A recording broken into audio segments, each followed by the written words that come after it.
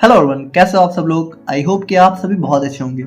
तो आज की वीडियो में हम लोग यहाँ पे बात करेंगे अपने ऑक्यूलर ड्रग डिलीवरी सिस्टम के बारे में, जो कि हमारे एनईडीएस के यूनिट 5 का फर्स्ट चैप्टर होने वाला है। तो यूनिट 5 में टोटल हमारे 2 चैप्टर हैं, तो 2 वीडियो में हमारी यूनिट 5 यहाँ पे कंप्लीट कवर हो जाएगी, जिसमें आज हम लोग यहाँ पे इसके फर्स्ट पार्ट को यहाँ पे कंप्लीट कवर करेंगे। तो इसकी जो नोट्स है वो आपको हमारे ऐप पर देखने को मिल जाएगी। बाकी आप लोग कॉपी पर लेके बैठ जाइए और हम लोग अपना आज का वीडियो स्टार्ट करते हैं।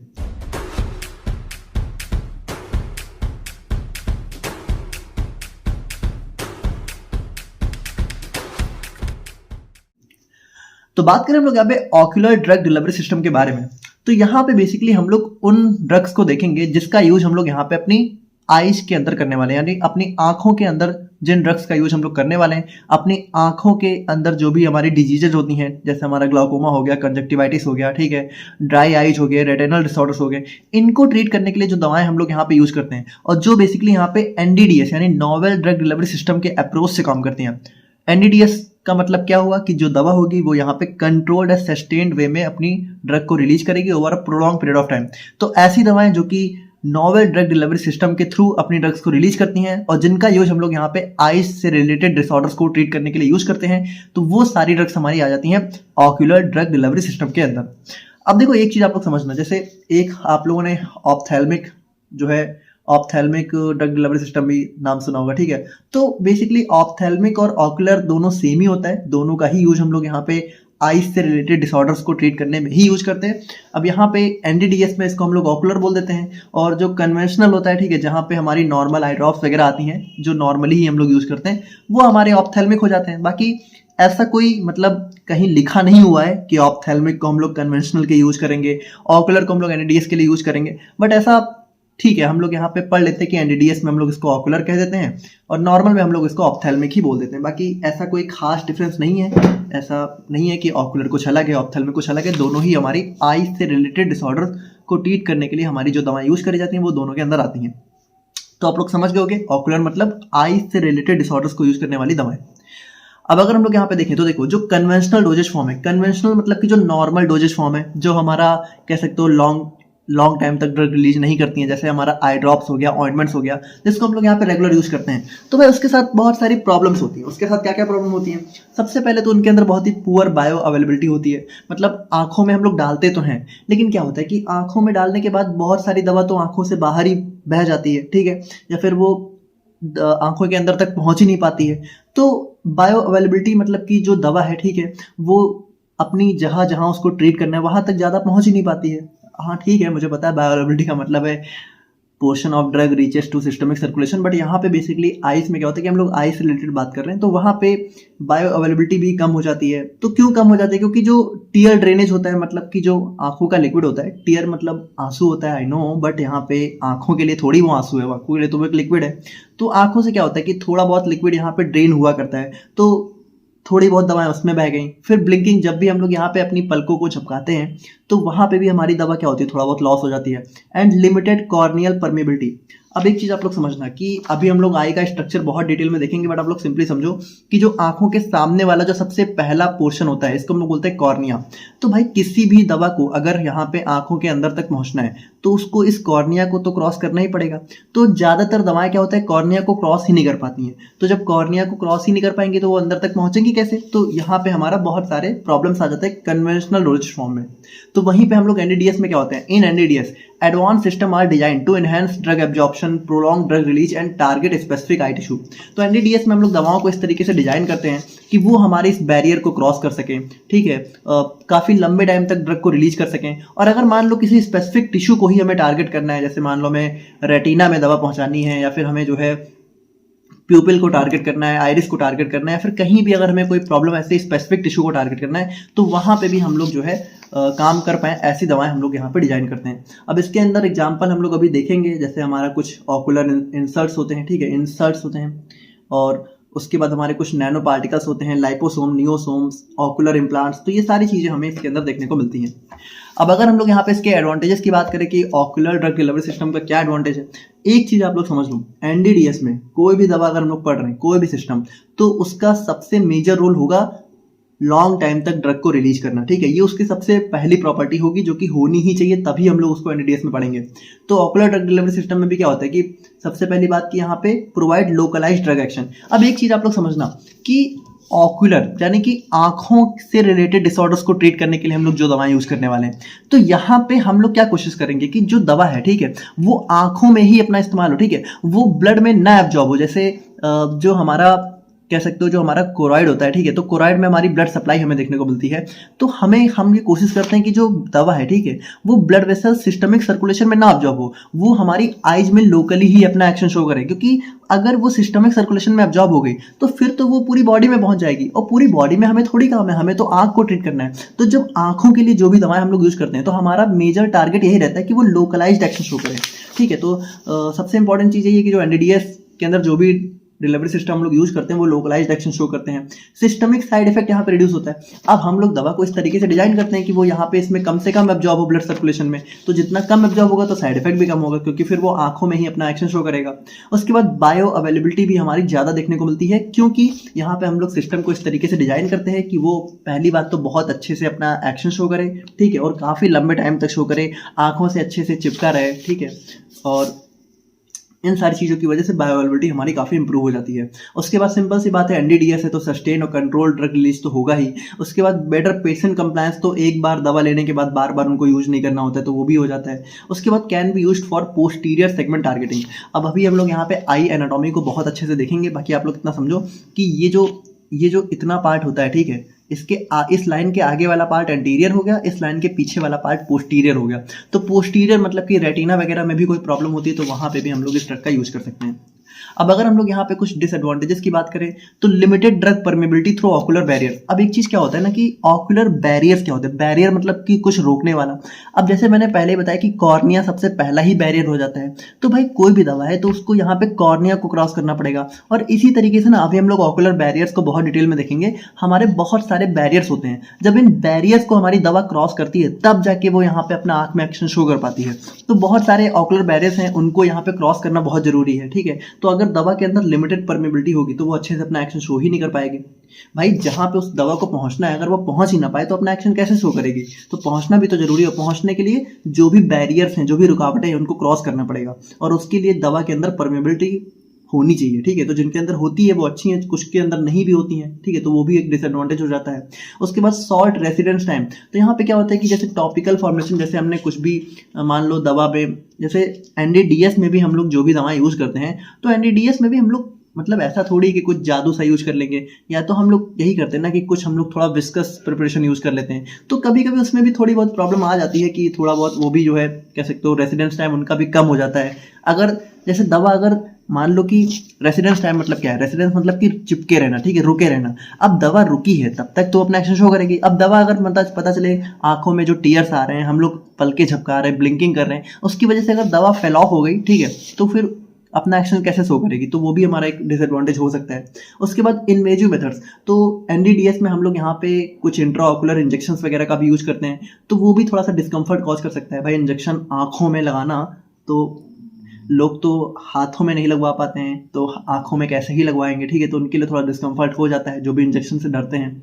उसके बाद इन्फेक्शन और इरिटेशन का भी रिस्क हो जाता है। And complex and costly manufacturing techniques, तो यहाँ पे भाई देखिए जो ऑकुलर ड्रग डिलीवरी सिस्टम है, तो इसके अंदर भी हम लोग यहाँ पे अभी देखेंगे तो हमें जो है ऑकुलर इंसर्ट्स, लाइपोसोम्स, नियोसोम्स, जिसको हमने टारगेटेड ड्रग डिलीवरी में देखा था, वो सारी चीजें यहाँ भी यूज होती हैं। तो भाई ये सब चीजें बनाना बहुत महंगा होता है, ठीक है, इतना सस्ता नहीं होता है, तो ये भी हमारा एक डिसएडवांटेज हो जाता है। अब अगर हम लोग यहाँ पे अपने एनाटॉमी ऑफ आई की बात करें कि हमारा आई का स्ट्रक्चर कैसे देखने को मिलता है, क्या क्या चीज़ें होती हैं, तो अब देखो, अब अगर हम लोग यहाँ पे इसके बेसिक एनाटॉमी को देखें, तो यहाँ पे आई, ये जो आंखों का सबसे आगे वाला हिस्सा होता है, देखो यही हिस्सा हमें बाहर दिखता है, ठीक है, ये हमने आंखों का साइड व्यू लिया है, बट आप इतना समझो कि जो आंखों का बाहर हिस्सा जो हमें दिखता है वो हमारा ये वाला हिस्सा होता है। तो जो सबसे ऊपर वाला पार्ट होता है, सबसे ऊपर वाला, ठीक है, इसको हम लोग बोलते हैं कॉर्निया, ठीक है। और इस कॉर्निया के जो पीछे होता है, ठीक है, इस कॉर्निया के पीछे होता है हमारा एक्वस एंटीरियर चैम्बर। तो इस एंटीरियर चैम्बर में बेसिकली हमारा एक्वस फ्लूइड फिल होता है। फिर इसके पीछे हमारा होता है प्यूपिल, ठीक है, जो कि बिल्कुल सेंटर में हमें देखने को मिलता है। अब इसके पीछे हमारा लेंस होता है, तो इसी लेंस के थ्रू क्या होता है, हमारी लाइट एंटर करती है, ठीक है। यही लेंस यहाँ पे लाइट को रेटिना पे फोकस करता है और रेटिना पे ही हमारी इमेज बनती है। और उसके बाद हम लोग देखें तो देखो यहाँ पे हमारी जो है ये देखो ये वाला पोर्शन आप लोगों को दिख रहा है, थोड़ा ध्यान से देखना, ठीक है। ये थोड़ा इस तरीके का है, ठीक है, इस तरीके का, तो ये आप लोग देखना थोड़ा। तो यहाँ पे ये वाला है, ठीक है, आगे वाला नहीं, ये वाला हिस्सा है हमारा सिलेरी बॉडी, और ये आगे वाला है, ये हमारा होता है ये जो आगे वाला हिस्सा है ये हमारा होता है बेसिकली जो है आइरिस, ठीक है। तो इसको हम लोग बोलते हैं आइरिस। मतलब ये जो आप लोग को दिख रहा है इसको ध्यान से देखना, ये इतना पोर्शन जो दिख रहा है, ये इतना पोर्शन ये हमारा आइरिस है, और ये जो पीछे वाला है ये हमारा सिलेरी बॉडी है। तो ये दोनों मतलब जॉइंट ही होते हैं। तो ये दोनों क्या होते हैं, ये दोनों ही हमारा जो है हमारे प्यूपिल और लेंस को होल्ड करके रखते हैं, ठीक है, पकड़ के रखते हैं। और उसके अलावा हम लोग देखें तो अब अगर हम लोग पीछे चल के देखें तो पीछे चल के देखो, पीछे चल के जो हमारी सबसे ऊपर वाली लेयर है, सबसे आउटर मोस्ट लेयर है, ये हमारी होती है स्क्लेरा।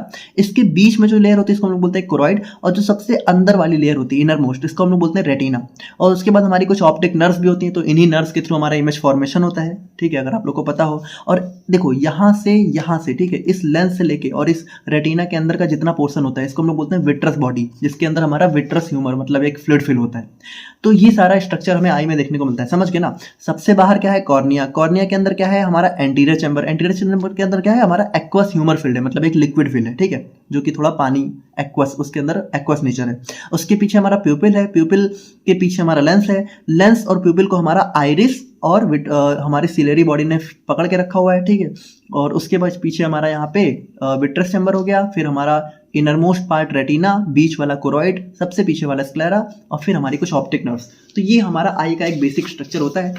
इसको एक एक करके हम लोग देख लेते हैं। जैसे कि कॉर्निया, तो कॉर्निया क्या होता है, सबसे आउटर मोस्ट पार्ट होता है। तो ये ट्रांसपेरेंट अवास्कुलर आउटर मोस्ट लेयर, यानी कि इसके अंदर ब्लड वेसल सप्लाई नहीं होती है, आउटर मोस्ट लेयर होती है। और ये सबसे मेजर बैरियर होता है, मतलब कि भाई अगर कोई ड्रग हमारी कॉर्निया को नहीं क्रॉस कर पाई तो वो कैसे ही अंदर पहुंचेगी। तो सबसे मेजर बैरियर हमारा ये होता है, जब ड्रग हमारी इसको क्रॉस करती है तब जाके वो अंदर तक पहुंचती है। तो ये हमारा सबसे आउटर मोस्ट, सबसे मेजर बैरियर होता है। उसके बाद सेकंड नंबर पे हमारा आता है एंटीरियर चैम्बर।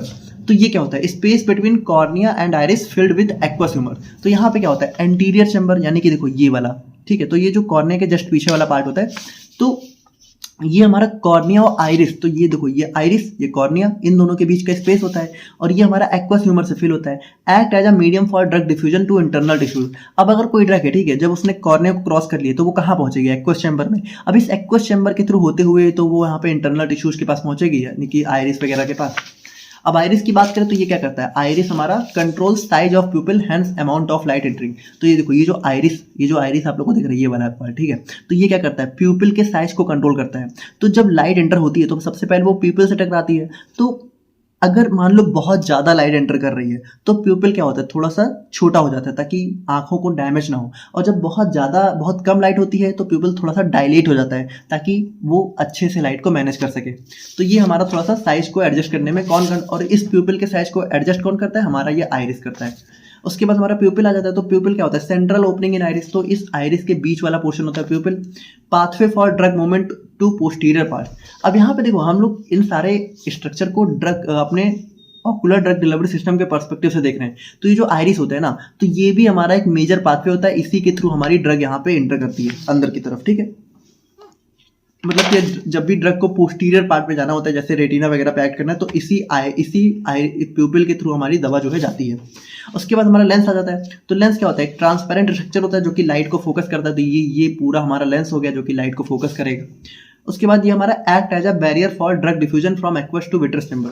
तो ये भी हमारा जो है एक बैरियर की तरह काम करता है। मतलब दवा को अगर इस वाले चैम्बर में पहुंचना है, विट्रस चैम्बर में, तो भाई दवा को क्या होगा, एक्वस से विट्रस चैम्बर के बीच में यही तो हमारा बैरियर है। तो अगर दवा को यहाँ से यहाँ पहुंचना है तो इसको क्रॉस करना पड़ेगा, तो ये भी हमारा बैरियर हो जाता है। उसके बाद हमारा सिलेरी बॉडी। तो ये हमारा देखो ये जो सिलेरी बॉडी है, ये जो पीछे वाला हिस्सा है, तो ये क्या करता है भाई, ये जो है ये जो एक्वस चैम्बर है ना, यहाँ पे जो फ्लूइड फिल होता है उसको बनाने का काम हमारा ये सिलेरी बॉडी करती है, ठीक है। और ये मसल कंट्रोलिंग लेंस है, ठीक है, और ये हमारे लेंस को शेप को भी कंट्रोल करती है। और अगर हम लोग यहाँ पे देखें अपने विट्रस बॉडी को, तो विट्रस बॉडी मतलब क्या होता है, एक जेल लाइक मास होता है, ठीक है। मतलब कि यहाँ पे देखो ये इतना पूरा हिस्सा ये हमारा विट्रस बॉडी है। तो इस विट्रस बॉडी में क्या होता है, हमारा विट्रस ह्यूमर फिल होता है, मतलब विट्रस फ्लूइड फिल होता है इस पूरे एरिया में, ठीक है। और उसके बाद रेटिना आ जाता है। तो रेटिना में क्या होता है, light sensitive layer, main target for drugs treating retinal disorder. तो ये जो सबसे इनर मोस्ट लेयर होती है, सबसे अंदर वाली, ये जो आप लोग को येलो कलर से दिख रही है ना, ये हमारा रेटिना होता है। तो यहीं पे हमारा इमेज फॉर्मेशन होता है और यहीं पे हमारी ड्रग्स भी जो है जो भी रेटिनल डिसऑर्डर्स होते हैं उनको टारगेट करती है। कोरॉइड हमारा क्या होता है, कोरॉइड हमारा रेटिना और स्क्लेरा के बीच की लेयर होती है, मतलब कि ये मिडल लेयर होती है जिसमें हमारी हाईली वास्कुलर होती है, मतलब यहाँ पे काफ़ी अच्छी ब्लड सप्लाई हमें देखने को मिलती है। और स्क्लेरा क्या होती है, ये हमारी टफ वाइट फाइब्रस लेयर होती है, यानी कि ये सबसे आउटर मोस्ट पार्ट होता है, ठीक है। और ये हमारा शेप ऑफ आई, ठीक है, तो आई के शेप को यहाँ पे मेंटेन करके रखता है स्क्लेरा। तो ये हमारा हो जाता है आई का एनाटॉमी। आई होप कि आप लोग यहाँ पे समझ गए होंगे आंखों में क्या क्या चीज़ें होती हैं। और अब हम लोग यहाँ पे बात करते हैं mechanism of ocular drug absorption के बारे में। तो यहाँ पे देखो, mechanism of ocular drug absorption का क्या मतलब है कि जो हमारी ऑकुलर ड्रग डिलीवरी सिस्टम है उसमें जो भी दवा हम लोग यूज करने वाले हैं तो वो किस तरीके से हमारी आंखों में एब्जॉर्ब होती है, कैसे, क्या मैकेनिज्म होता है। तो देखो, इसके मेजर यहाँ पे दो पाथवे होते हैं या फिर दो मैकेनिज्म होते हैं। पहला होता है कॉर्नियल एब्जॉर्प्शन, दूसरा होता है नॉन कॉर्नियल एब्जॉर्प्शन। अब अगर हम लोग यहाँ पे कॉर्नियल एब्जॉर्प्शन की बात करें तो सिंपल सी बात है, कॉर्नियल एब्जॉर्प्शन मतलब कि यहाँ पे दवा क्या होगा, सबसे कॉर्निया से एब्जॉर्ब होगी। और नॉन कॉर्नियल मतलब कि जो कॉर्निया के अलावा जो भी रूट है, जैसे आइरिस हो गया, ठीक है, सिलियरी बॉडी हो गया, अगर इनके थ्रू ड्रग एब्जॉर्ब हो रही है तो वो नॉन कॉर्नियल हो गया। अब नॉन कॉर्नियल बहुत ही कम होता है, सबसे ज्यादा दवा हमारी कॉर्निया के थ्रू ही एब्जॉर्ब होती है। सिंपल सी बात है भाई, ये हमारी आंखों की सबसे फ्रंट आउटर मोस्ट लेयर होती है। अब एक चीज समझो, जो पीछे वाला आउटर मोस्ट लेयर है वो स्क्लेरा है, लेकिन जो आगे की आउटर मोस्ट लेयर है ये हमारी क्या है, कॉर्निया है। ये चीज आप लोग समझना, ठीक है। तो यहाँ पे क्या होता है कि ड्रग सबसे पहले कॉर्निया के थ्रू पास करती है, उसके बाद एक्वस ह्यूमर, तो कॉर्निया के जस्ट पीछे एक्वस ह्यूमर, तो एक्वस ह्यूमर पहुंचती है, then act as on anterior eye tissue, ठीक है। और उसके बाद देखो, जो एंटीरियर आई टिश्यू है, जैसे कि हमारा आइरिस हो गया, सिलेरी बॉडी हो गया, अगर यहाँ पे कोई भी डैमेज है, कोई भी प्रॉब्लम है तो वहां पे अपना एक्शन शो करती है। The cornea has 3 main layer affecting absorption. अब एक चीज आप लोग समझना, ये जो कॉर्निया हमें सिंपल से दिख रहा है, अगर हम इसको जूम करके देखें तो ये कॉर्निया 3 लेयर्स में डिवाइड है। अब ये तीनों लेयर ना बहुत अलग अलग प्रॉपर्टी शो करती हैं। जैसे यहाँ पे एक चीज समझना है, ये जो आउटर मोस्ट लेयर होता है, ठीक है, तो ये सबसे आगे वाली लेयर होती है एपिथेलियम की, ठीक है, तो ये हमारी होती है लाइपोफिलिक। थोड़ा ध्यान समझना, बहुत ही मतलब इंटरेस्टिंग है कि आउटर मोस्ट लेयर है लाइपोफिलिक, और उसके बाद जो बीच वाली लेयर है, ठीक है, ये स्ट्रोमा बोलते हैं इसको। अब ये हमारी हो जाती है हाइड्रोफिलिक, यानी कि बीच वाली हो जाती है हाइड्रोफिलिक। अब उसके बाद जो सबसे अंदर वाली लेयर है, जैसे ये देखो, ये सबसे बाहर वाली लेयर है, ये हमारा लाइपोफिलिक, इसके बीच में थोड़ी सी लेयर है, ये हमारी हाइड्रोफिलिक। अब ये जो सबसे अंदर वाली लेयर है ये हमारी फिर से लाइपोफिलिक हो जाती है, ठीक है, तो ये भी हमारा इनर वाली लेयर भी हमारी एंडोथेलियम हो जाती है, ठीक है।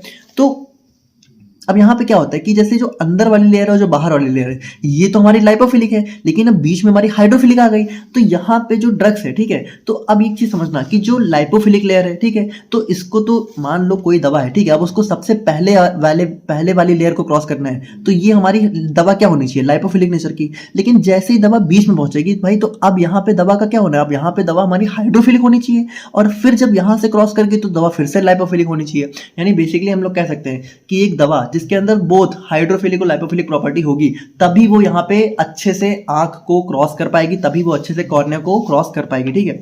तो यहाँ पे ये सारी चीजें हमारी जो है कॉर्निया में देखने को मिलती हैं। तो जब एक दवा के अंदर दोनों ही प्रॉपर्टी होती है, या फिर हम लोग प्रोड्रग अप्रोच का यूज करते हैं, ठीक है, जो कि पहले लाइपोफिलिक होती है, फिर अंदर एक्टिव फॉर्म में हाइड्रोफिलिक, देन अगेन लाइपोफिलिक, तो ऐसी टाइप की दवाएं ही हमारी आंख को अच्छे से क्रॉस कर पाती हैं। अब अगर हम लोग यहाँ पे नॉन कॉर्नियल एब्जॉर्प्शन की बात करें तो यहाँ पे क्या होता है कि जो ड्रग है वो या तो हमारे कंजक्टिवा, अब एक चीज आप लोग समझना कि जैसे ये वाला पार्ट हो गया कॉर्निया, ये इसके पीछे वाला पार्ट हो गया स्क्लेरा, ठीक है। स्क्लेरा क्या है, outer most layer in posterior side, cornea क्या है, outer most layer in anterior side. देखो, इसके इस लाइन के आगे वाला पार्ट होता है एंटीरियर पोर्शन, और इस लाइन के पीछे वाला पार्ट होता है हमारा पोस्टीरियर पोर्शन। तो अब एक चीज आप लोग समझना कि आउटर मोस्ट लेयर यहाँ पे कॉर्निया, ठीक है, पोस्टीरियर में स्क्लेरा, लेकिन यहीं पे इस कॉर्निया से ही हमारी जो है कुछ इस टाइप से जो है हमारा कंजक्टाइवा की लेयर भी देखने को मिलती है, ठीक है, जो कि मतलब थोड़ा बहुत ऐसे हमें इधर साइड देखने को मिलती है। तो अगर दवा जो है इस कंजक्टाइवा के थ्रू क्रॉस कर रही है, ठीक है, तो वो भी हमारा नॉन कॉर्नियल हो जाता है। और या फिर स्क्लेरा, तो जो हमारी स्क्लेरा है, ठीक है, अगर दवा इसके थ्रू भी आ रही है तो वो भी हमारा नॉन कॉर्नियल हो जाता है। तो this route mainly contributes to systemic absorption और some time posterior segment targeting, however it leads to drug loss from ocular side. अब एक चीज आप लोग समझना कि जो दवा है अगर हम लोग यहाँ पे कंजक्टाइवा, स्क्लेरा या फिर और किसी रूट के थ्रू देते हैं जो कि हमारा कॉर्निया को छोड़ के होता है, तो वहां पे चांसेज होते हैं कि जो दवा है, ठीक है, वो हमारी कोरॉइड के जो सिस्टमिक सर्कुलेशन होता है वहां पे हमारा जो है दवा हो सकता है हमारी ब्लड में एब्जॉर्ब हो जाए। और एक बार दवा अगर हमारी ब्लड में एब्जॉर्ब हो गई तो फिर वो हमारे किसी काम की नहीं रहेगी। अगर आंखों में दवा ब्लड में एब्जॉर्ब एब्जॉर्ब हुई तो फिर वो किसी काम की नहीं रहती है, ठीक है, फिर वो हमारा ड्रग लॉस हो जाता है।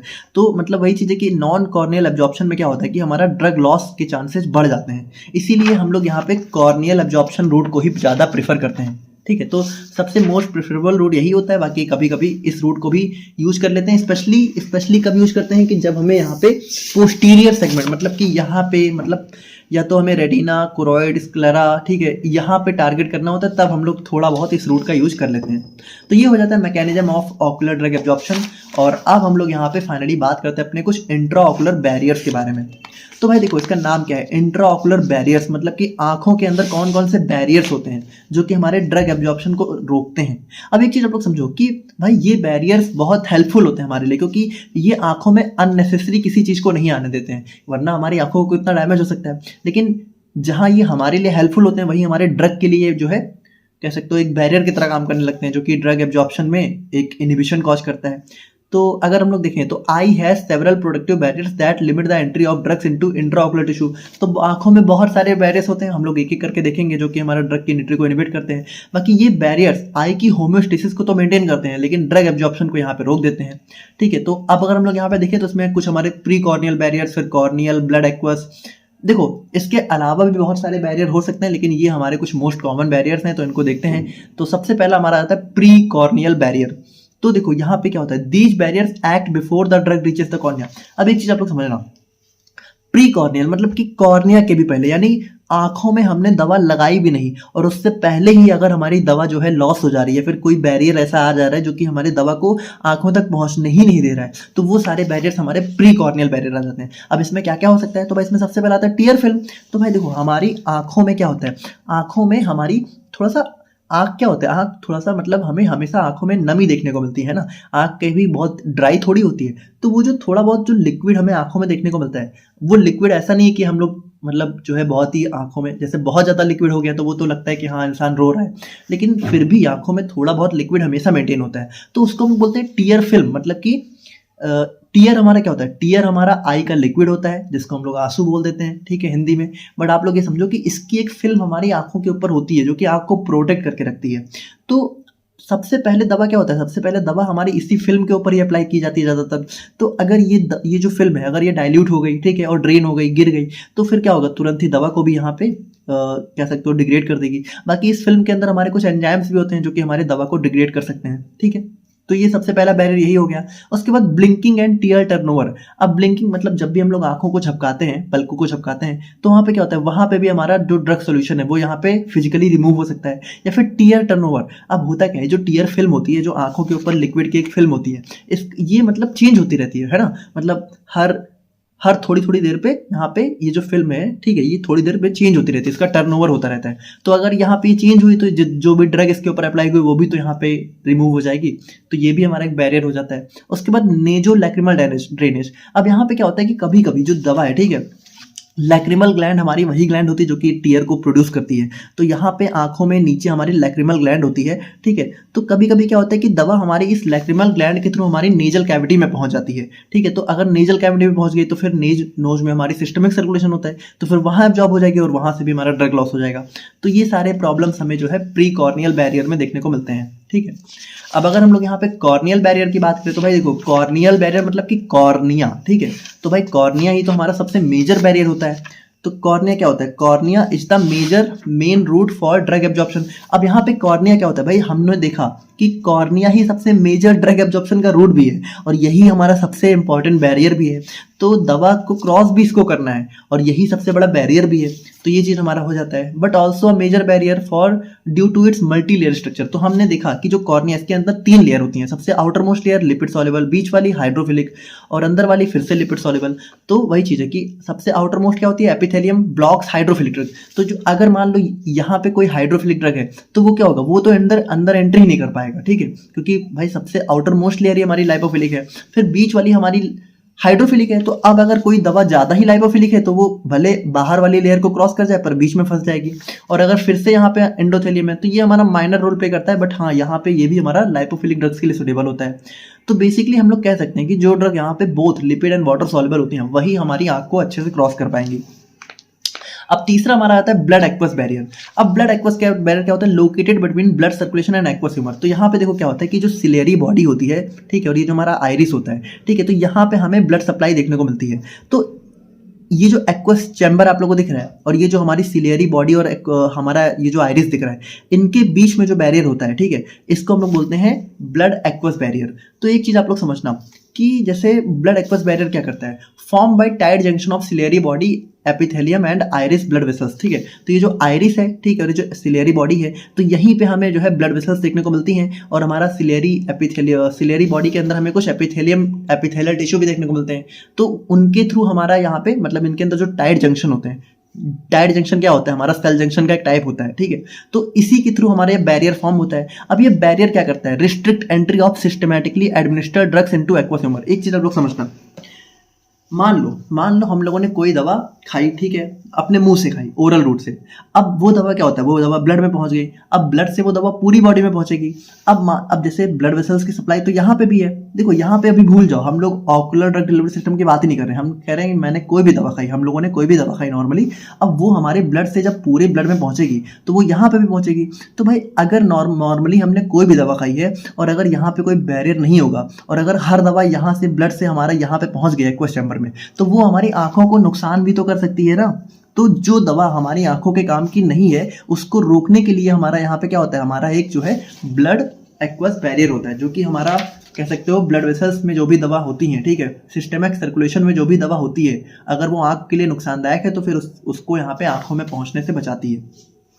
अब ब्लड रेटिनल बैरियर की बात करें तो भाई यहाँ पे देखो जो हमारा रेटिना होता है, ठीक है, रेटिना, और रेटिना के पीछे क्या होता है? कोरॉइड, और कोरॉइड में क्या होता है? हाईली वस्कुलर ब्लड सप्लाई होती है। तो यहाँ पे कोरॉइड और रेटिना के बीच में भी एक बैरियर होता है जिसको हम लोग बोलते हैं ब्लड रेटिनल बैरियर।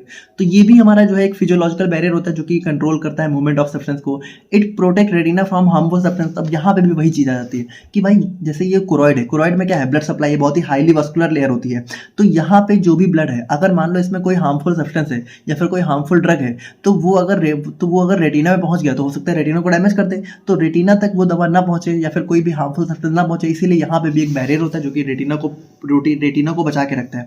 अब इसके भी हमारे दो मेन पार्ट होते हैं, एक होता है इनर, ठीक है, तो एक होता है अंदर वाला पार्ट जो कि रेटिना की तरफ रहता है, और एक होता है आउटर पार्ट जो कि हमारा कोरॉइड की तरफ रहता है, ठीक है। तो outer blood part form by retinal pigment epithelial cells with tight junction between them, और इनर वाला क्या होता है? Form by tight junction between endothelium cells of retinal capillaries, ठीक है। तो इस तरीके से हमें यहाँ पे इसके भी दो पार्ट देखने को मिलते हैं। और अगर हम लोग यहाँ पे बात करें फाइनली अपने लास्ट बैरियर के बारे में, तो ये हमारा आ जाता है विट्रियो रेटिनल बैरियर, ठीक है, मतलब रेटिनल है, थोड़ा सा आप लोग सही कर लेना। तो यहाँ पे क्या होता है भाई, ये हमें विट्रस ह्यूमर और रेटिना के बीच में देखने को मिलता है। तो देखो ये रेटिना, ठीक है, ये विट्रस ह्यूमर, तो इसके मतलब यहाँ पे भी हमारा एक बैरियर होता है जो कि विट्रस ह्यूमर का जो भी लिक्विड होता है उसको रेटिना को नुकसान पहुंचाने से रोकता है। Restrict movement of drugs within vitreous cavity and diffusion to retina, ठीक है। तो अगर विट्रस ह्यूमर मतलब कि इस यहाँ पे भी कोई ड्रग आ गई है, ठीक है, और वो रेटिना तक ना पहुंचे, अगर वो नुकसानदायक है, तो उसको बचाने के लिए हमारा ये बैरियर यहाँ पे अपना काम करता है। तो ये सारे हमारे कुछ बैरियर्स होते हैं जो कि हमारी आंखों को बचाने का काम करते हैं, लेकिन ये हमारी ड्रग की एंट्री के लिए भी थोड़ा सा नहीं सही होते हैं। तो देखो यहाँ पे हमने बहुत सारे बैरियर्स को देखा। अब अगर हमें कोई दवा अपनी आंखों में अच्छे से पहुंचानी है तो हमें इन बैरियर्स को तो क्रॉस करना पड़ेगा ना। हमें ऐसी दवाएं डिजाइन करनी पड़ेंगी जो कि इस इंट्राऑकुलर बैरियर्स को ओवरकम कर सकें, है ना, इनको क्रॉस करके अंदर तक जा पाएं और अपना एक्शन शो कर पाएं। तो कौन कौन से मेथड्स का हम लोग यहाँ पे यूज कर सकते हैं ताकि जो हमारा ड्रग एब्जॉर्प्शन है वो यहाँ पे बढ़ जाए, ठीक है, बायो अवेलेबिलिटी बढ़ जाए। तो जो भी नॉवेल स्ट्रेटजी मतलब कि जो भी नई स्ट्रेटजीज और हम लोग यहाँ पे इनहेंस मतलब कि जो भी न्यू स्ट्रेटजीज हम लोग यूज करते हैं अपनी ड्रग डिलीवरी को एनहांस करने के लिए, रिटेंशन को प्रोलॉन्ग करने के लिए और स्पेसिफिक ऑकुलर टिश्यू को टारगेट करने के लिए, तो वो सारी चीज़ें हमारे इसके अंदर आ जाती हैं। तो कौन कौन सी टेक्निक्स हैं? सबसे पहला आ जाता है increasing pre corneal residence time. अब एक चीज़ समझो भाई, सबसे पहले दवा हम लोग कहाँ अप्लाई करेंगे? सबसे पहले जैसे ये हमारी आँख है, ठीक है, ये हमारी आँख है, तो सबसे पहले तो हमारी दवा हम लोग जो है इसी के ऊपर अप्लाई करेंगे ना, इस पूरी आंख के ऊपर अप्लाई करेंगे। तो इस पूरी आंख के ऊपर क्या है? हमारी टीयर फिल्म है, हमने देखा ही। तो सबसे पहला हमारा टारगेट क्या होगा कि जो दवा हमने अप्लाई करी है वो सबसे पहले इसके ऊपर रहे अच्छे से।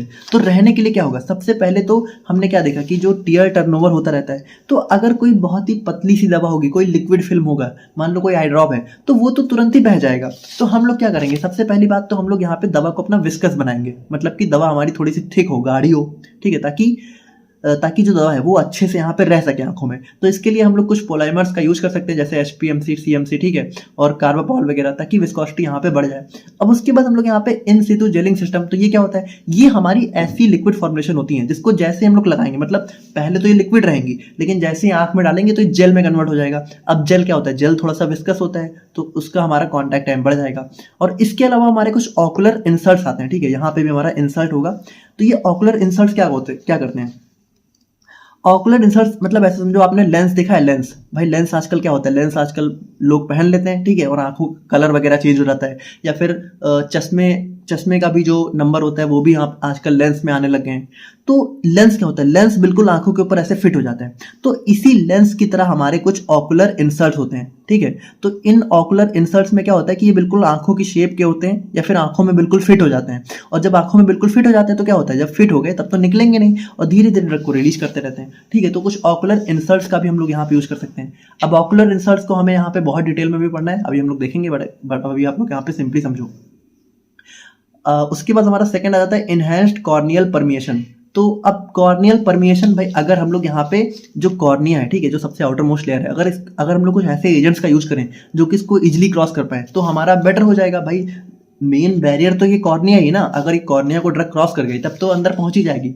तो इसके लिए हम लोग कुछ पेनिट्रेशन इनहेंसर का यूज कर सकते हैं। पेनिट्रेशन इनहेंसर मतलब कि जो इसको पेनिट्रेट करने में हेल्प करें, तो सर्फेक्टेंट हो गया, चिलेटिंग एजेंट हो गए, तो ये हमारा टेम्परेरी कॉर्नियल एपिथेलियम को लूज कर देता है, जिसकी वजह से दवा हमारी इजिली इसको क्रॉस कर पाती है। उसके बाद कुछ हम लोग प्रोडक्ट्स अप्रोच का भी यूज कर सकते हैं, जो कि यहाँ पे क्या होता है कि स्टार्टिंग में कह सकते हो अलग नेचर की होगी, और जैसे ही यहाँ पे एक्टिव फॉर्म में कन्वर्ट होगी तो वो अलग नेचर की हो जाएगी, ठीक है। Later convert into active form inside the eye, है ना। तो ये हमारा हो गया। उसके बाद हम लोग बात करें अपने थर्ड, तो हमारा थर्ड अप्रोच आ जाता है यूजिंग नॉवेल ड्रग कैरियर्स। तो अब यहाँ पे देखना, नॉवेल ड्रग कैरियर्स मतलब क्या होते हैं भाई, यहाँ पे हम लोग जो है बेसिकली लाइपोसोम्स का यूज कर सकते हैं, नियोसोम्स का यूज कर सकते हैं। अब लाइपोसोम्स, नियोसोम, इनको हमने बहुत डिटेल में देखा हुआ है यूनिट नंबर 4 में। अगर आपने नहीं देखी है पहले, तो पहले उसको देख लेना, बहुत इंपॉर्टेंट यूनिट है, वहां से बहुत क्वेश्चन भी देखने को मिलते हैं, ठीक है। तो लाइपोसोम क्या होता है, लाइपोसोम समझ लो एक आउटर कवरिंग होती है, ठीक है, मतलब एक समझ लो आउटर ऐसा कैरियर है, ठीक है। और इस आउटर कवरिंग के अंदर क्या होता है, इस आउटर कवरिंग के अंदर हमारी दवा इनक्लोज होती है, ठीक है। ये हमारी दवा है, इसके ऊपर एक आउटर कवरिंग होती है, और ये आउटर कवरिंग क्या होती है, बिल्कुल लिपिड सॉल्युबल होती है, बेसिकली फॉस्फोलिपिड की बनी होती है। तो ये आउटर कवरिंग क्या होता है, हमारा कॉर्निया के साथ बिल्कुल मिल जाती है, ठीक है। तो जब कॉर्निया के साथ बिल्कुल मिल गई तो ठीक है, तो वो इजिली अंदर जा पाती है ना। तो vesicular system that merge with cell membrane, तो यहाँ पे क्या होता है, ये बिल्कुल सेल मेम्ब्रेन की तरह ही होते हैं, तो सेल मेम्ब्रेन के साथ मर्ज हो जाते हैं और पेनिट्रेशन को एनहांस कर देते हैं। या फिर कुछ नैनो पार्टिकल्स, तो नैनो पार्टिकल्स क्या होते हैं, इतने स्मॉल ड्रग कैरियर्स होते हैं जो कि यहाँ पे सस्टेन और प्रोलॉन्ग रिलीज प्रोवाइड करते हैं। और उसके अलावा माइक्रोस्फीयर, तो ये भी हमारा नैनो पार्टिकल्स के अंदर ही आ जाते हैं, है ना। तो ये भी हमारे स्टेबिलिटी और बायोअवेलेबिलिटी को इंप्रूव करते हैं। अब उसके बाद हमारा फोर्थ आ जाता है डायरेक्ट और टारगेटेड ड्रग डिलीवरी अप्रोच। तो यहाँ पे क्या होता है, यहाँ पे हम लोग डायरेक्टली जिस जगह हमें दवा पहुंचानी है वहां पे हम लोग जो है दवा को पहुंचा सकते हैं। तो इसके लिए हम लोग यहाँ पे कुछ अपने इंट्रा कैमरल इंजेक्शन, तो ये हमारा इंजेक्शन होता है जो कि ड्रग को डायरेक्टली, मतलब हम लोग एक इंजेक्शन लेंगे और डायरेक्टली इंजेक्शन को एंटीरियर चैम्बर में जो है इंसर्ट कर देंगे, ठीक है, यहाँ पे डायरेक्टली दवा को डाल देंगे। या फिर हमारा इंट्रा विट्रियल इंजेक्शन, तो यहाँ पे क्या करेंगे, हम लोग दवा को डायरेक्टली अपने विट्रस यानी यहाँ पे हम लोग दवा को पहुंचा देंगे। तो अब ये चीज़ है कि इसके अलावा हम लोग कुछ इम्प्लांट्स भी यूज कर सकते हैं। इम्प्लांट्स मतलब कि दवा को हम लोग यहाँ पे ऐसे रख देंगे, ठीक है, तो वो यहाँ पे क्या होगा भाई, दवा को हम लोग इम्प्लांट कर देंगे, ठीक है। मतलब कि या तो हमने जो है कह सकते हो अपने एक्वस चैम्बर में इम्प्लांट कर दिया, या फिर हमने विट्रस ट्यूमर में डाल दिया। इम्प्लांट मतलब क्या होता है, थोड़ा सर्जरी करके दवा को अंदर प्लेस कर दिया। अब ये दो टाइप के हो सकते हैं, बायोडिग्रेडेबल यानी कि जो अंदर ही अंदर डिग्रेड हो जाएंगे एक टाइम के बाद, और नॉन बायोडिग्रेडेबल मतलब कि एक बार जब यहाँ पे इम्प्लांट ने अपना काम कर दिया तो हमें फिर इसको बाहर भी निकालना होगा। तो ये सारी चीज़ों का भी यूज हम लोग यहाँ पर डायरेक्ट या फिर टारगेटेड ड्रग डिलीवरी के थ्रू कर सकते हैं। तो ये सारे हमारे कुछ मेथड्स थे जिनका यूज हम लोग कर सकते हैं ऑकुलर बैरियर्स को, इंट्राऑकुलर बैरियर्स को ओवरकम करने में। अब अगर हम लोग यहाँ पे बात करें अपने कुछ प्रीलिमिनरी स्टडी के बारे में, तो ये क्या होता है, अब यहाँ पे ये हमारा कह सकते हो कुछ ऐसी चीज़ें होती हैं, इनिशियल इवैल्यूएशन और टेस्टिंग होती है, जिसको हम लोग कह सकते हो अपनी ऑकुलर ड्रग डिलीवरी सिस्टम को फाइनली बनाने से पहले यूज करते हैं। मतलब कि जब फाइनल जो हमारा डोजेज फॉर्म तैयार होता है उससे पहले हम लोग कुछ टेस्ट परफॉर्म करते हैं, ये देखने के लिए कि जो हमारी दवा है, ठीक है, और जो एक्सिपिएंट है वो एक दूसरे के साथ सुटेबल है कि नहीं है, वो स्टेबल है कि नहीं है, वो दवा हमारी सेफ है लॉन्ग टर्म के लिए कि नहीं है, या फिर आई में यूज करने के लिए। तो वो सारी चीजें हम लोग यहाँ पे चेक करते हैं। तो इसमें कौन कौन से पैरामीटर हम लोग स्टडी करते हैं? तो सबसे पहला आता है सॉल्युबिलिटी स्टडी। तो सॉल्युबिलिटी स्टडी में हम लोग क्या करते हैं भाई, हम लोग यहाँ पे देखते हैं कि जो भी दवा हमारा है, ठीक है, जो भी व्हीकल सॉल्वेंट हमने यूज किया है वो हमारी आंखों के फ्लूइड के साथ अच्छे से सॉल्युबल है कि नहीं है, उसके साथ अच्छे से मिक्स हो पा रहा है कि नहीं हो पा रहा है, ठीक है। तो अगर हो पा रहा है तो हमारा ड्रग अवेलेबिलिटी हमारी जो है इंप्रूव हो जाती है। उसके बाद हम लोग पीएच और आइसोटोनिसिटी चेक करते हैं। तो भाई सिंपल सी बात है, पीएच हमारा आंखों के फ्लूइड के बराबर ही होना चाहिए। तो टीयर्स जो आंखों के फ्लूइड होते हैं उनका पीएच होता है 7.4, ठीक है। तो हमारा जो ड्रग है उसका पीएच भी 7.4 ही होना चाहिए। और आइसोटोनिसिटी, तो भाई आइसोटोनिसिटी हमारी कितनी होनी चाहिए? 0.9% weight by volume of NaCl, ठीक है। तो हमारा कंसंट्रेशन रख के उतनी होनी चाहिए। उसके बाद विस्कोसिटी स्टडीज की बात करें तो यहाँ पे भी हमारा क्या होता है कि हम लोग चेक करते हैं कि जो दवा है, ठीक है, वो अच्छी खासी विस्कस है कि नहीं है, क्योंकि जितना ज़्यादा विस्कस होगी उतना कॉन्टैक्ट टाइम बढ़ेगा, उतना बेटर एब्जॉर्प्शन होगा। स्टेबिलिटी स्टडी में हम लोग चेक करते हैं कि जो दवा है वो फिजिकली और केमिकली स्टेबल है कि नहीं है अलग अलग कंडीशंस में। और उसके बाद हमारा कंपैटिबिलिटी स्टडी में हम लोग चेक करते हैं कि जो दवा और एक्सिपिएंट्स हैं, ठीक है, ड्रग और एक्सिपिएंट है वो आपस में कंपैटिबल है कि नहीं है। और स्टेरिलिटी टेस्टिंग में हम लोग चेक करते हैं कि जो दवा है वो माइक्रो ऑर्गेनिज्म से फ्री है कि नहीं है, क्योंकि हम लोग आंखों में दवा डायरेक्टली डाल रहे हैं तो कोई भी माइक्रो ऑर्गेनिज्म वगैरह उसके अंदर नहीं होना चाहिए। तो ये हमारी कुछ प्रीलिमिनरी स्टडी हो जाती हैं। और अब अगर हम लोग यहाँ पे बात करें अपने ऑक्यूलर ड्रग डिलीवरी सिस्टम के बारे में, ठीक है, तो यहाँ पे देखते हैं कि हमारे कौन कौन से टाइप के ड्रग डिलीवरी सिस्टम हमें इसके अंदर आज के दिन में देखने को मिलते हैं। तो बात करें हम लोग यहाँ पे ऑक्यूलर ड्रग डिलीवरी सिस्टम्स के बारे में, तो अब यहाँ पे बात करें हम लोग यहाँ पे ऑक्यूलर ड्रग डिलीवरी सिस्टम्स के बारे में, तो यहाँ पे देखो ये जो क्लासिफिकेशन है ना, ये एक जनरल क्लासिफिकेशन है जिसमें कन्वेंशनल वाले को भी इंक्लूड कर लिया गया है। लेकिन आप ये समझो कि ये कन्वेंशनल है, ठीक है, ये हमारा एनडीडीएस का पार्ट नहीं है। लेकिन जो बाकी तीन है, जैसे वेसिकुलर हो गया, पार्टिकुलेट हो गया, कंट्रोल रिलीज हो गया, ये तीनों एनडीडीएस के अंदर आते हैं। बाकी ये कन्वेंशनल वाला ये हमारा कन्वेंशनल है, ठीक है, ये एनडीडीएस के अंदर नहीं आता है। तो कन्वेंशनल में जैसे हमारा जो भी सस्पेंशन, ऑइंटमेंट, जेल्स, ठीक है, इमल्सन वगैरह हो गए, सॉल्यूशन वगैरह हो गए, तो ये हमारे कन्वेंशनल के अंदर आ जाते हैं।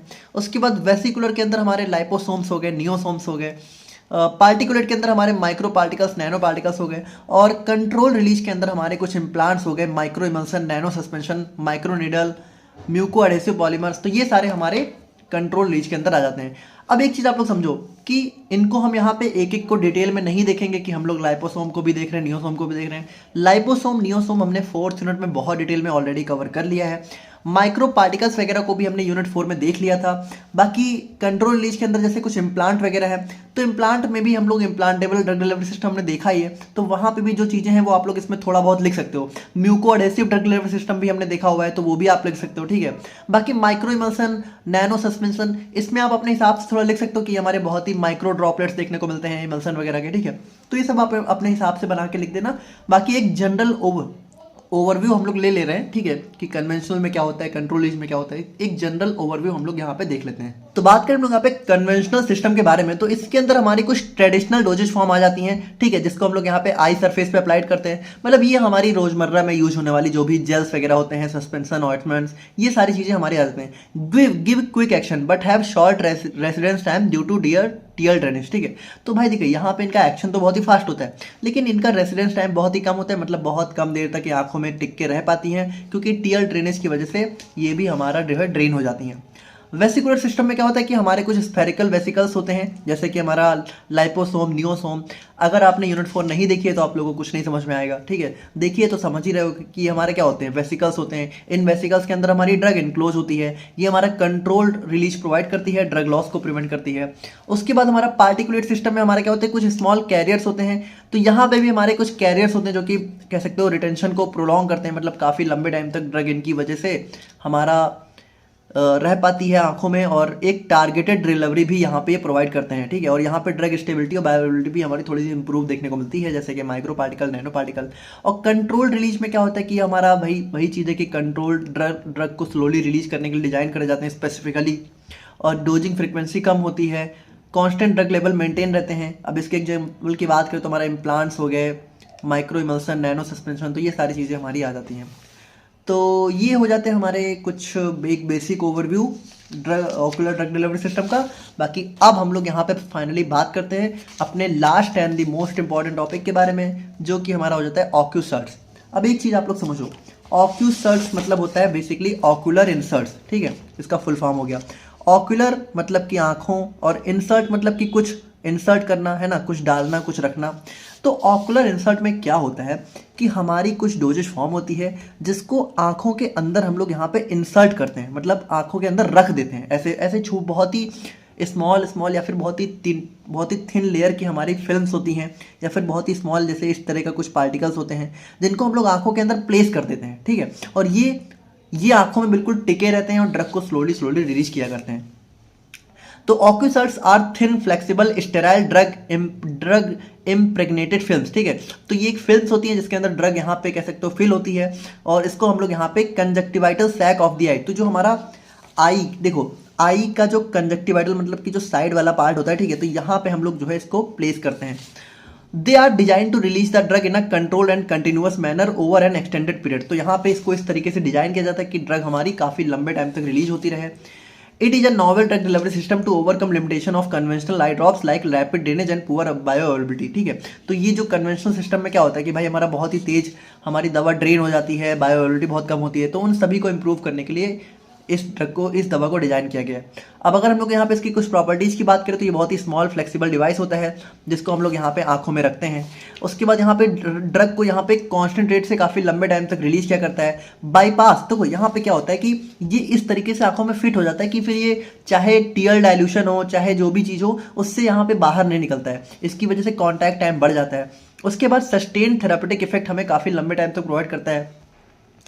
ये हमारा बायो कंपैटिबल, ठीक है, यहाँ पे बायो कंपैटिबल है, bio compatible and non irritant polymer से मिलकर बना होता है। ऑकुलर बायो अवेलेबिलिटी भी हमारी बढ़ जाती है और पेशेंट कंप्लायंस भी बढ़ जाता है क्योंकि उसको बार बार जो है दवा नहीं लगानी, यूज नहीं करनी, जब भी हम लोग चाहें इसको रिमूव कर सकते हैं। और स्टेराइल होता है, नॉन टॉक्सिक होता है और काफ़ी स्टेबल हमें देखने को मिलता है। अब अगर हम लोग यहाँ पे इसके क्लासिफिकेशन की बात करें तो दो टाइप के हमें देखने को मिलते हैं, नॉन इरोडेबल और इरोडेबल। देखो नॉन इरोडेबल मतलब कि ऐसे समझो कि इनको ये क्या होते हैं कि इनको हमने रख दिया तो इनके अंदर जितनी भी दवा है ये धीरे धीरे रिलीज करते रहेंगे, और एक बार जब सारी दवा रिलीज हो जाती है तो इसको हमें खुद से बाहर निकालना पड़ता है, मतलब ये आंखों में डिजॉल्व नहीं होते हैं। और एक होता है इरोडेबल, इरोडेबल मतलब भी होता है, कह सकते हो ये आंखों में क्या होता है कि दवा को रिलीज करते हैं और रिलीज करने के बाद खुद ही यहाँ पे डिजॉल्व हो जाते हैं। तो यहाँ पे हम लोग अगर देखें तो ये जो ऑक्यूसर्ट है, ठीक है, वैसे तो ऑक्यूसर्ट को ही हम लोग पढ़ रहे हैं, बट आप इतना समझो कि बेसिकली ऑक्यूसर्ट स्पेसिफिकली हमारा इस नॉन इरोडेबल के अंदर आता है, लेकिन ये भी कह सकते हो ऑक्यूसर्ट ही है। जैसे ऑक्यूसर्ट वैसे दिया हुआ है, बट आप लोग इतना समझो कि ऑक्यूसर्ट जो है, ठीक है, इसको बेसिकली हम लोग यहाँ पे पढ़ रहे हैं आई इंसर्ट्स के अंदर, ठीक है, कि आई में रखने वाली जो भी चीज़ें होती हैं वो हमारे उनको हम लोग यहाँ पे पढ़ रहे हैं, और उसी के अंदर हमारा ऑक्यूसर्ट एक टाइप होता है। लेकिन यहाँ पे अब चूंकि ऑक्यूसर्ट डायरेक्टली आपके सिलेबस में दिया हुआ है तो थोड़ा सा लेंथ को बढ़ाने के लिए हम लोग यहाँ पे इसका क्लासिफिकेशन वगैरह पढ़ रहे हैं, जिसमें ऑक्यूसर्ट्स को अपने नॉन इरोडेबल इंसर्ट्स के अंदर क्लासिफाई किया हुआ है। तो सबसे पहले हम लोग बात करते हैं अपने नॉन इरोडेबल इंसर्ट्स के बारे में। तो ये हमारे ऐसे इंसर्ट्स होते हैं जो कि डिजॉल्व नहीं होते हैं, इन्हें हमें बाद में फिजिकली रिमूव करना होता है। ड्रग यहाँ पे कंट्रोल रेट से रिलीज होती रहती है। डिवाइस हमारा must be removed after drug is release, ठीक है, और ये हमारे यूजुअली पॉलीमर मेम्ब्रेन से मिलकर बने होते हैं जो कि ड्रग रिलीज को यहाँ पे रेगुलेट करता है, कंट्रोल करता है, लॉन्ग टर्म थेरेपी प्रोवाइड करता है, कांस्टेंट ड्रग कंसेंट्रेशन हमारा मेंटेन करके रखता है आई के अंदर। एग्जांपल की बात करें तो हमारा ऑक्यूसर्ट हो गया। तो ऑक्यूसर्ट एक हमारा स्मॉल फ्लेक्सिबल ओवल डिवाइस होता है, ठीक है, थोड़ा सा ओवल मतलब इस तरह का देखने को मिलता है। इसको हम लोग यहाँ पे अपनी आई में लोअर, ठीक है, लोअर कंजक्टिवाइटल सैक में इसको प्लेस कर देते हैं। Consist of drug reservoir membrane, ठीक है, तो इसके अंदर एक ड्रग रिजर्वायर मेम्ब्रेन होती है जो कि ड्रग को बहुत ही स्लोली काफी लंबे टाइम तक रिलीज करती रहती है। Provide controlled release of drugs for up to 7 days. दूसरा हमारा कॉन्टैक्ट लेंसेज आ जाते हैं। तो ये हमारा पूरा लेंस टाइप का होता है, ठीक है, मतलब पूरा लेंस टाइप का ऐसा होता है जो कि आंखों में फिट हो जाता है, और इसके अंदर ड्रग फिल होती है जो कि ड्रग को स्लोली यहाँ पे रिलीज करती रहती है। तो ये बेसिकली हमारी एंटीबायोटिक्स, एंटी ग्लाउकोमा एजेंट्स को यहाँ पे प्रोवाइड कर सकते हैं। उसके बाद हमारा सेकंड आ जाता है इरोडेबल इंसर्ट्स। तो इरोडेबल मतलब क्या होता है कि जो यहाँ पे ऐसे इंसर्ट्स जो कि यहाँ पे बायोडिग्रेडेबल पॉलीमर से मिलकर बने होते हैं, ग्रेजुअली यहाँ पे क्या होता है, पहले तो ये ड्रग को रिलीज करते हैं और फिर ग्रेजुअली यहाँ पे आई में डिजॉल्व भी हो जाते हैं, ठीक है। Drug is release as insert erodes. अब यहाँ पे होता क्या है थोड़ा समझना कि जैसे इंसर्ट को हम लोग रखते हैं तो ये इंसर्ट यहाँ पे इरोड मतलब कि डिस्ट्रॉय होना शुरू हो जाता है। अब भाई देखो, जैसे इंसर्ट के अंदर ड्रग फिल है, अब जैसे जैसे ये खत्म होता रहेगा वैसे वैसे ड्रग रिलीज होती रहेगी, ठीक है। तो एज द इंसर्ट इरोड मतलब कि जैसे ये खत्म होता जाएगा ड्रग हमारी रिलीज होती जाएगी, और यहाँ पे इसको हमें बाद में रिमूव करने की भी जरूरत नहीं होती है। सस्टेन और कंट्रोल ड्रग डिलीवरी प्रोवाइड करता है। इसके अंदर पहला आ जाता है लैक्रीसर्ट्स। तो लैक्रीसर्ट्स हमारा बिल्कुल एक ऐसा रॉड शेप का डिवाइस होता है, ठीक है, जैसे यहाँ पे आप लोगों को दिख रहा है, ये बिल्कुल लैक्रीसर्ट्स का बेस्ट एग्जांपल है। तो ये हमारा rod shape hydroxy propyl cellulose insert होता है, जिसको हम लोग कंजक्टिवाइटिस सैक में रखते हैं। Slowly dissolve to lubricate and moisture the eye used in the dry eye syndrome, ठीक है। तो बेसिकली यहाँ पे इसको जो है बहुत ही ड्राई आई अगर हो जाती है तो वहाँ पे हम लोग यूज करते हैं। फिर हमारा सोडी आ जाता है जो कि सॉल्युबल ऑकुलर ड्रग इंसर्ट होता है। तो एक थिन फ्लेक्सिबल इंसर्ट होता है, इसको भी हम लोग यहाँ पे आंखों में डिजॉल्व कर देते हैं, ठीक है, मतलब रख देते हैं। तो ये डिजॉल्व हो जाता है आफ्टर प्लेसमेंट और कंट्रोल डिलीवरी प्रोवाइड करता है। मिन डिस्क की बात करते हैं, हमारा यहाँ पे एक मिनी डिस्क की बात करें तो हमारा एक स्मॉल सर्कुलर इंसर्ट होता है, ठीक है, मतलब ये थोड़ा सर्कुलर शेप का होता है, जो कि यहाँ पे क्या करता है, provide precise and prolong drug release with minimal discomfort. तो ये हमारा हो जाता है complete ocular drug delivery system का लेक्चर। आई होप कि आप लोग को सारी चीज़ें समझ में आ गई होंगी। कोई डाउट है तो आप लोग कमेंट करके बताना। बाकी मिलते हैं हम लोग यहाँ पे नेक्स्ट वीडियो में, तब तक के लिए थैंक यू सो मच।